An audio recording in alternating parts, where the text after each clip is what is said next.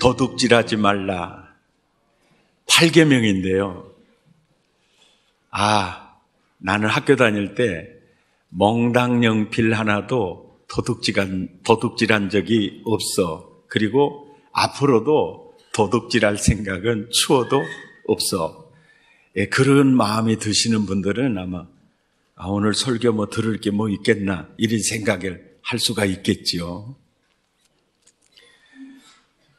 근데 이 도둑질하지 말라라는 말씀을 깊이 묵상해 보면요, 남의 것을 슬쩍 도둑질할 수도 있고요, 담을 넘어서 도둑질할 수도 있어요. 그런데 그걸 전혀 넘지 않고도 법을 이용해서 도둑질할 수가 있어요. 그래서 사실은 이 세상을 보면은요, 온통 도둑들의 세상이라고 봐져요. 사람에게요, 하나님을 도둑질해 가시는 분이 있는데 과학자 다윈입니다. 온 인류는 하나님이 천지를 창조하셨고 인간을 지으시니까 창조주 하나님이라고 믿고 살았어요. 그랬던 우리들을 다윈이 진화론 학설을 통해서 인간은 하나님이 지은 존재가 아니고 아메바가 진화해서 사람이 되었다. 그래서 사람을 하나님에게서 뚝 띄어서 동물 그룹에 집어넣어버리는 거예요.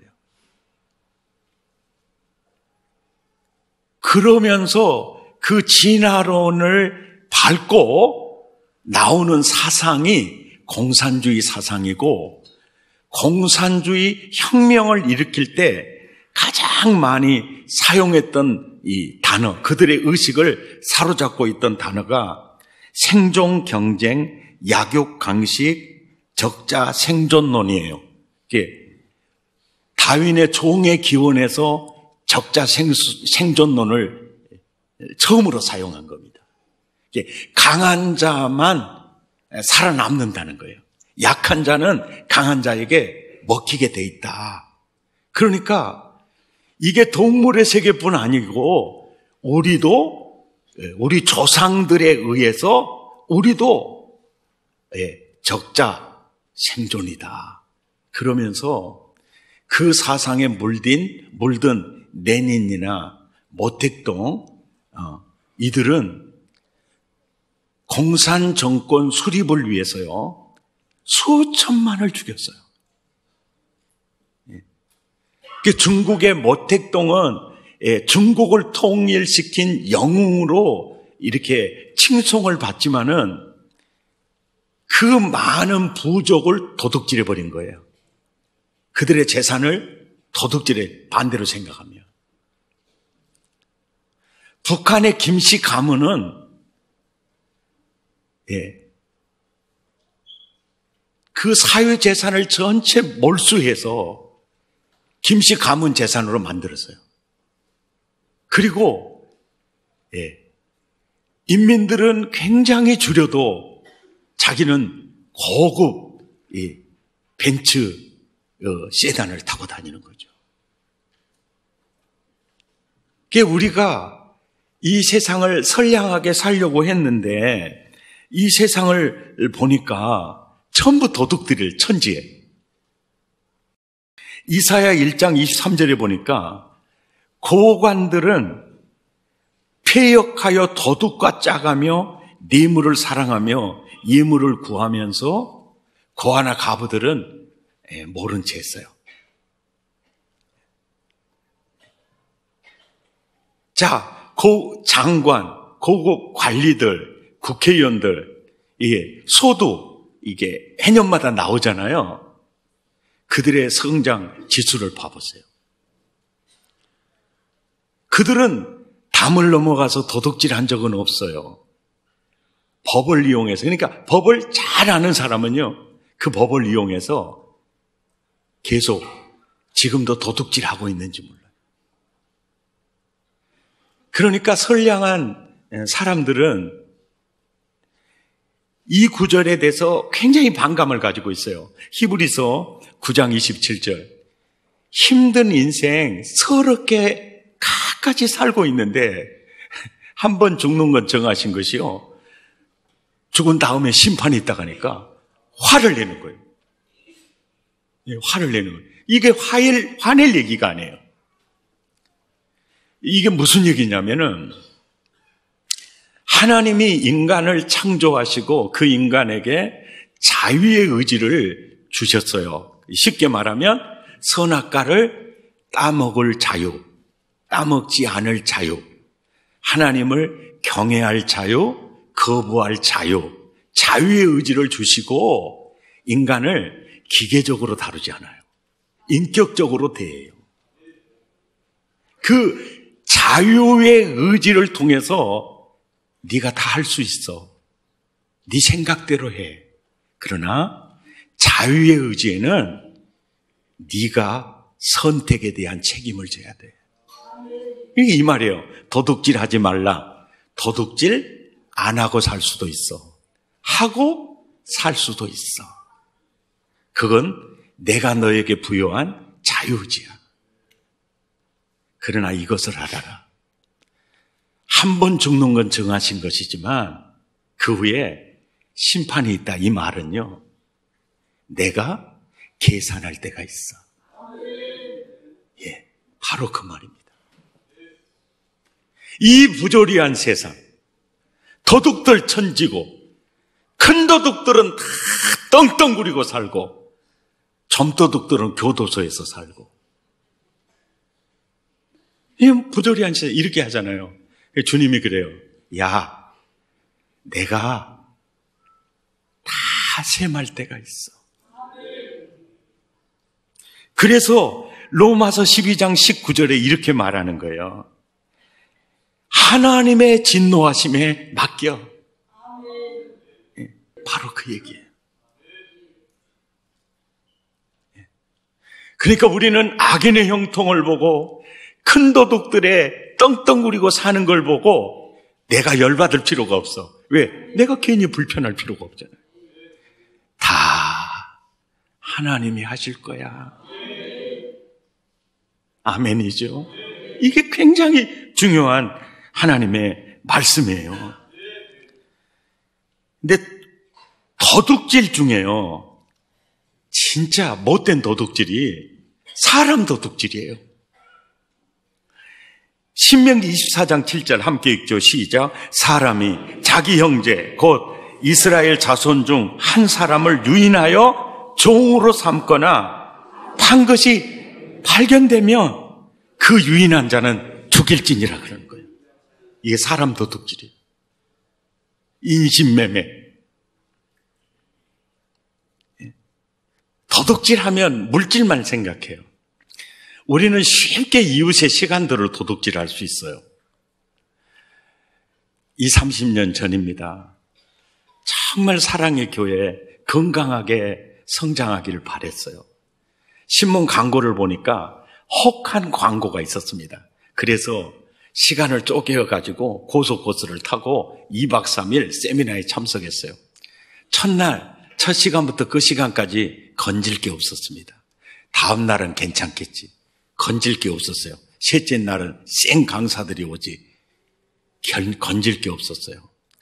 가방을 챙겨가지고 고속버스를 타고 목포에 내려오는데 내 안에 계신 주님이 뿔나냐? 그래서 뿔납니다. 동조야, 너 여기서 하나 깊이 깨달아야 될 거 있어. 놓쳐서는 안 될 게 있어. 너희 교인들이 주일날 예배 드리러 와서 오후에 환장하겠네. 오늘 시간 완전히 조져버렸어요. 그러고 지금 너처럼 돌아가면 너는 목사가 아니야. 도둑놈이야. 그때 내가 차 타고 오면서 다짐한 게 주여, 도둑놈은 절대로 안 되겠습니다. 성도들의 시간을 도둑질하는 도둑놈은 안 되겠습니다. 제가 그 세미나 참석하면서 너무너무 쓰라린 마음을 안고 내가 은혜 받은 게 그거예요.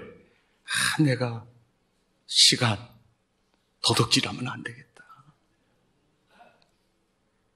그러면서 그때마다 사랑의 교회에 오는 교인들마다 예배드리고 갈 때 오메 내가 오늘 횡재해버렸다. 어떻게 하든지 그렇게 돌아가실 수 있도록 내 마음은 그거예요. 그리고 우리가 일상생활에서 또 쉽게 할 수 있는 게 뭐냐면은 일꾼들의 것을 도둑질할 수 있어요. 신명기 24장 14절 15절에 보면 곤공하고 비난한 품꾼은 너희 형제든지 내 땅 성문 안에 우고하는 객이든지 그를 학대하지 말며 품삯을요 당일에 주라는 당일에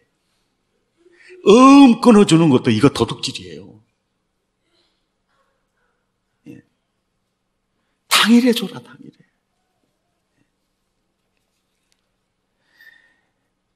우리 일꾼들의 일한 만큼의 그 싹을 주지 않고 과도한 일꾼들의 싹을 후리고 내가 더 많은 이익을 취한다 그러면 이건 법적으로도 하자가 없지만은 하나님이요 너 도둑이구나 그래요. 도둑이구나. 뿐만 아니라 한 달 월급을 받고 일을 하는 일꾼이 월급 받은 것만큼도 주인에게 유익을 주지 못했어요. 그때도 주님이 너 도둑이구나 그래요.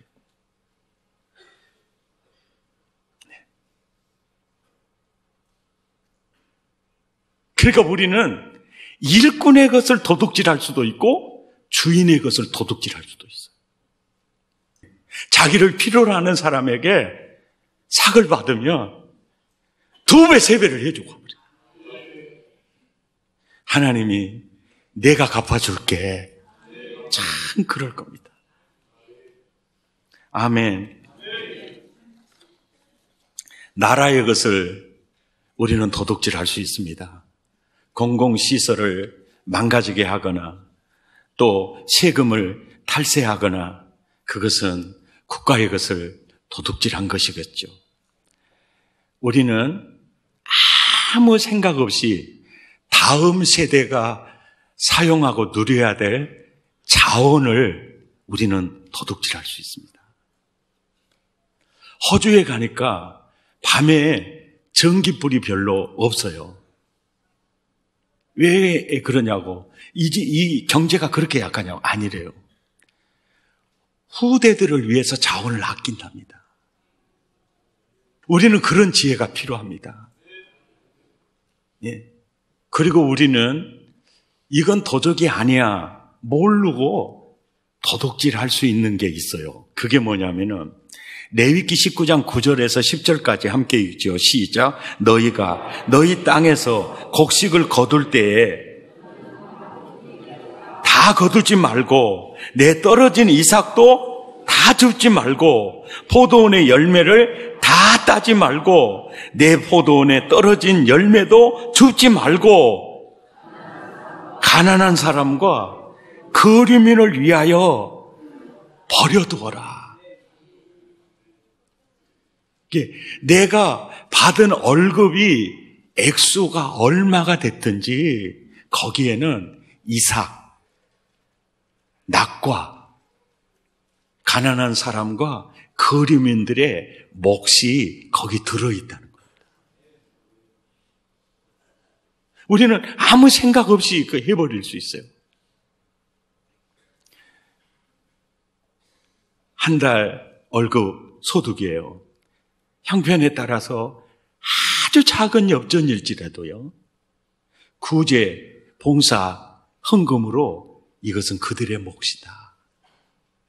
어려운 이웃의 생필품이 될 수 있고 쌀이 될 수 있고. 아멘이죠. 예, 그런 것으로 나가는 거죠. 근데 개인적으로도 보면요,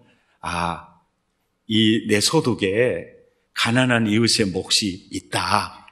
이걸 알면 이제 그거 꼭 드려져요.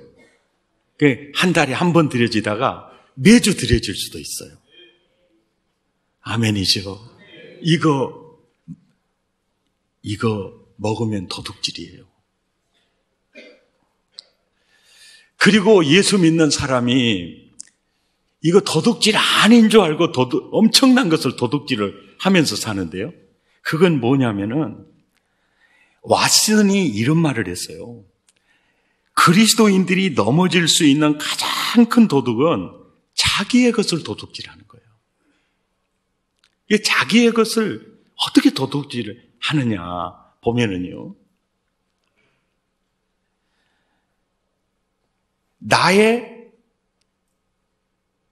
다른 사람의 그 화려한 장점하고 나의 단점을 가지고 비교하면서 나를 무시해요. 그러면 어마어마한 나의 장점을 도둑질해버리는 거예요. 네.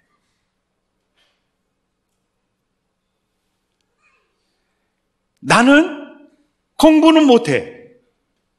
근데 공부보다 난 잘한 게 있어. 이 굉장히 중요한 의식이거든요. 근데 우리는 스스로요, 단점 때문에 자기 자신의 엄청난 에너지와 장점을 그냥 수장시켜버리는 거예요. 네. 도둑질하지 말라. 너는 너의 것을 도둑질할 수 있어. 근데 제일 많이 내가 내 것을 도둑질한 게 뭐냐면 나의 정체성이에요. 나는 내가 생각하는 내가 있고 이웃이 정의하는 내가 있는데 하나님이 정의한 내가 있어요. 하나님이. 그 하나님이 나보고 그러시네요. 너는 내 아들이야. 너는 내 몸이야. 동조야. 나는 네가 있어 살만 나고 행복해. 너는 나의 행복이야. 이것은 내가 모자라도 변하지 않는 내가 누구인가에 대한 너 내 아들이라는 거 잊지 마라. 나의 동역자라는 거 잊지 마라. 내 몸이라는 거 잊지 마라. 네가 내 기쁨이라는 거 너 잊지 마. 그런데 우리는 스스로 나를 학대하는 거예요. 나를 무시하는 거예요. 그래서 스스로 내 마음의 정서, 평안, 그것도 다 도둑질해 가는 거예요. 시편 42편 5절에 보면 내 영혼아 내가 어찌하여 낙심하며 어찌하여 내 속에서 불안하여 하는고. 자꾸 파도처럼 낙심이 밀려오고 불안이 밀려오는 거예요. 그래서 내가 이 험한 세상에 살아갈 수 있을까? 그럴 때 이 시편 기자는요, 그걸 도둑맞지 않기 위해서 내 영혼아 내가 어찌하여 낙심하며 어찌하여 불안하여 하는고. 하나님을 바라봐. 그 얼굴에 도우심을 인하여 오히려 네가 찬송하리로다. 아멘. 우리들 세상 살다 보면 세상이 크게 보이고 나는 작게 보이고, 정글 같은 세상에서 나를 보면 내가 살아남을 수 있을까 두려워질 때 있잖아요. 그때 읽기만 해도 회복되는 이 행카훈련 교재 안에도 있죠. 큰 소리로 한번 해봅시다. 나는 존귀한 자다. 왜? 나의 몸값은 예수님의 몸값이기 때문이고 하나님이 나의 아버지이기 때문이고 만왕의 왕 만주의 주가 나의 목자이기 때문이다. 나는 약한 자가 아니다. 왜? 하나님의 풍성한 사랑 속에 살고 있기 때문이고 예수님의 손안에 내가 있기 때문이고 성령님의 귀한 동역자로 쓰임받고 있기 때문이다. 나는 세상을 두려워할 이유가 없는 사람이다. 왜? 하나님이 지켜주시고 예수님이 함께 하시고 성령님이 도와주시기 때문이다. 나의 미래는 밝다. 왜? 나를 위해 놀라운 계획을 가지고 계시고 나를 위해 큰 복을 예비하셨고 나를 단련하신 만큼 쓰시기 때문이다. 나는 삶이 고달파도 행복하다. 왜? 고달픔을 통해 내 그릇을 키우기 때문이고 내 인격을 깊게 하기 때문이고 세상을 이길 저항력을 키우기 때문이고 고달픈 자를 위한 치유자로 만들어주기 때문이다. 사역이 힘들어도 나는 행복하다. 왜? 힘들수록 하나님이 가까이 계시기 때문이고 상급이 크기 때문이고 그 속에서 배울 것이 많기 때문이다. 나는 죽음도 두렵지 않고 좋다. 왜? 육신의 장막 떠날 때 예수님이 함께 하시기 때문이다. 세상보다 더 좋은 낙원으로 이민 가기 때문이다. 이제는 죄 짓지 않고 주님을 섬길 수 있기 때문이다. 복음 때문에 조롱당하고 멸시당하고 순교당하는 것이 주님께 드리는 최고의 예배이기 때문이다. 아멘. 우리는 무심코요 이웃의 정서를 수없이 도둑질하고 삽니다. 네. 가장 가까이 있는 사람들이요 가까이 있는 사람의 정서를 도둑질합니다. 사기를 꺾기도 하고 희망을 꺾어버리기도 하고 행복한 마음을 완전히 쫓아버리기도 하죠. 하루뿐만이 아니에요. 그 상처가 한 달, 1년, 평생도 이 구겨버릴 수 있어요. 네가 뭐 한다고 그래? 네가 할 수 있는 게 도대체 뭐야? 우리가 우리 자녀들의 그 에너지를요, 정서를 완전히 도둑질해 버릴 수 있죠. 인간에게 최초의 도둑이 누굴까 생각이 되잖아요. 내게서 사탄이요, 하나님을 도둑질해 버립니다. 네. 도둑질하지 마라. 그리고 진화론을 통해서 또 사탄은 하나님을 도둑질해 버립니다. 그리고 평화로운 세계를요 완전히 정글로 바꿔버려요. 그 시대에 너도 사탄의 편성에서 인생을 살지 마라.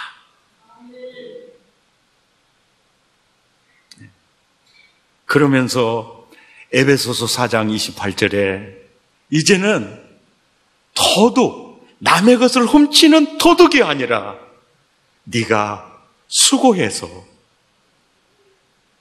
남의 부족한 면을 채워주는 자가 되어야 되지 않겠느냐. 이것이 그리스도의 몸, 주님의 옷자락이 살 길이다.